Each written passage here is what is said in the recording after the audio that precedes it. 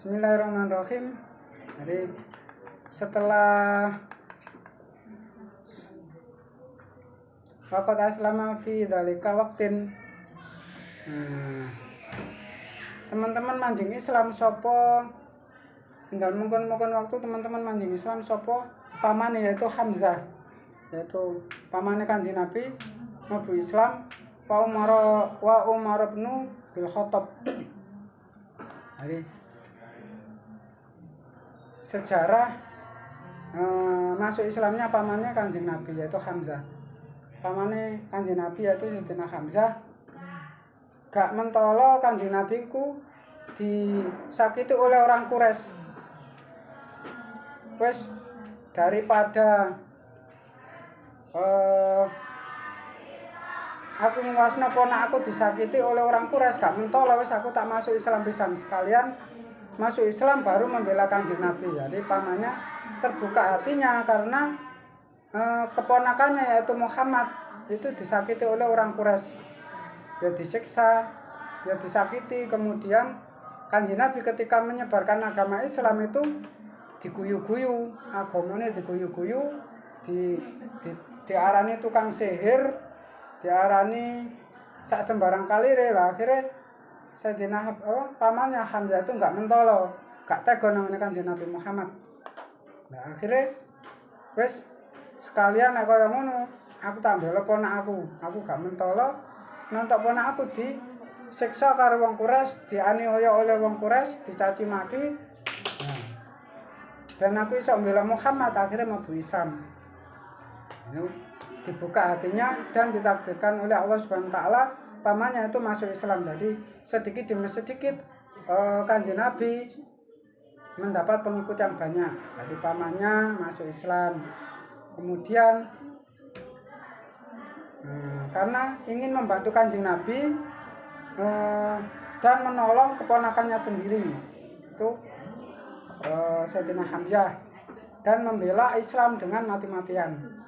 Nah, Sayyidina Umar yang pertama kali yang menjadi musuhnya agama Islam, karena musuh besarnya Kanjeng Nabi itu adalah Sayyidina Umar. Tapi dilalai Sayyidina Umar itu dibuka karena Allah Subhanahu wa taala masuk Islam. Jadi ketika bertanya mencari adiknya, nah ternyata adiknya bersama Muhammad.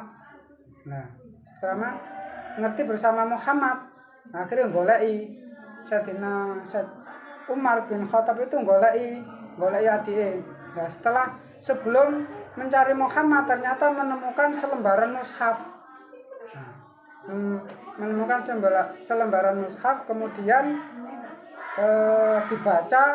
Lah ketika membaca yaitu yang dibaca itu surat Toha, awalnya surat Toha. Nah ketika Sayyidina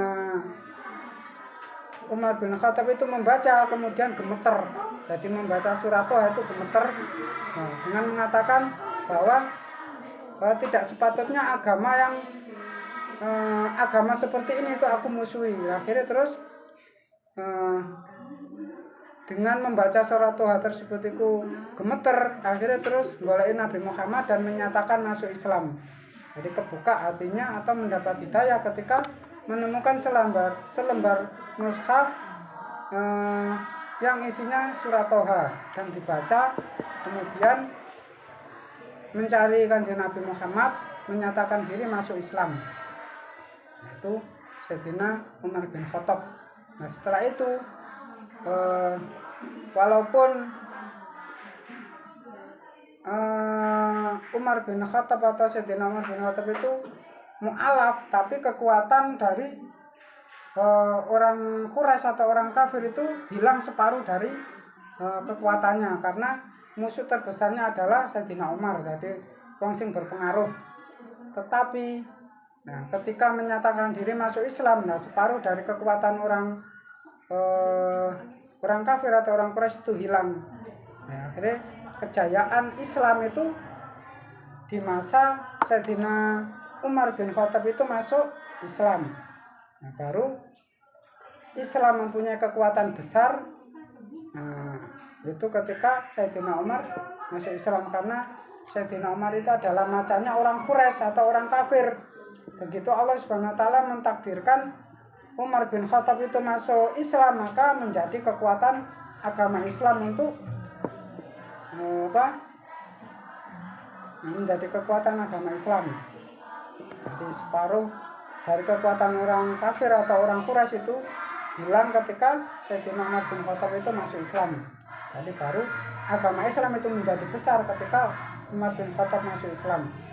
Dan pamannya Hamzah masuk Islam karena tidak tega keponakannya dimusuhi oleh orang Quraisy atau orang kafir. Akhirnya membela Kanjeng Nabi sekalian masuk Islam.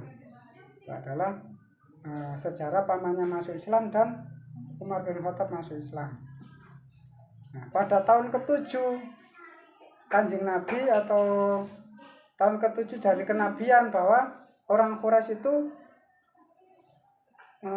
ngepung Kanjeng Nabi, jadi bersepakat ingin membunuh Kanjeng Nabi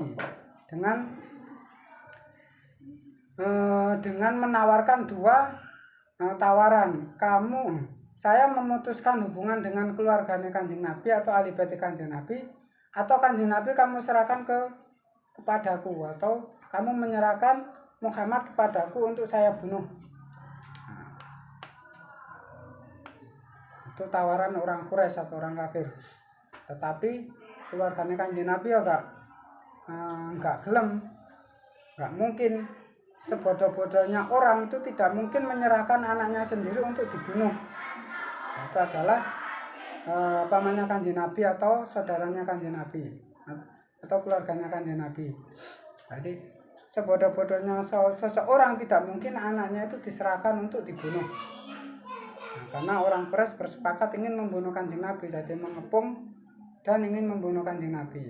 Nah, sebelum Kanjeng Nabi hijrah atau pergi dari rumahnya, Kanjeng Nabi sudah dikasih tahu atau dikhabari oleh Allah Subhanahu wa taala dan dikhabari oleh malaikat Jibril bahwa orang kafir itu mau bersepakat ingin membunuh Kanjeng Nabi. Nah, akhirnya Kanjeng Nabi bercerita kepada sahabat Abu Bakar. Nah, setelah itu sahabat Abu Bakar mempersiapkan kebutuhannya Kanjeng Nabi dan kebutuhannya Sayyidina Abu Bakar untuk menemani Kanjeng Nabi, karena Sayyidina Abu Bakar meminta kepada Kanjeng Nabi supaya saya diperbolehkan untuk menemani Kanjeng Nabi. Nah, kemudian Kanjeng Nabi memberi jawaban, iya, kamu bersamaku. Sedangkan orang-orang Muslim yang lainnya disuruh hijrah terlebih dahulu ke tanah Habasyah, yaitu 33 orang laki-laki, kemudian 11 orang perempuan disuruh hijrah ke tanah Habasyah terlebih dahulu. Nah, setelah Kanjeng Nabi dikepung, ternyata Kanjeng Nabi bisa meloloskan diri. Jadi dikhabari oleh malaikat Jibril bahwa orang Quraisy itu mau membunuh Kanjeng Nabi. Lah, Kanjeng Nabi sudah menyusun rencana. Nah, kemudian menceritakan pada sahabat Abu Bakar, kebutuhannya dipersiapkan. Karena orang Quraisy ingin merusak perjanjian atau mushaf.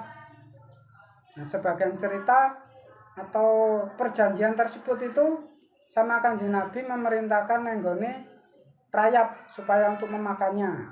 Itu perjanjian ketika kesepakatan Ka'bah. Nah, itu yang mau dirusak itu digoleki karo orang Quraisy. Jadi ingin merusak kesepakatan atau perjanjian-perjanjian yang telah diperbuat. Nah, ternyata Kanjeng Nabi juga memerintahkan atau mengutus nanggone rayap supaya memakan perjanjian tersebut atau mushaf, surat perjanjian tersebut. Nah, ketika digantung oleh orang Quraisy ternyata ya gak kena diwaca, wis gak kena dialap. Nah, sedangkan Kanjeng Nabi keluar dari kepungan orang Quraisy, nah itu kemudian melarikan nenggone gua Hira. Setelah pergi ke gua Hira, kemudian orang Quraisy atau orang yang disuruh menjaga tersebut itu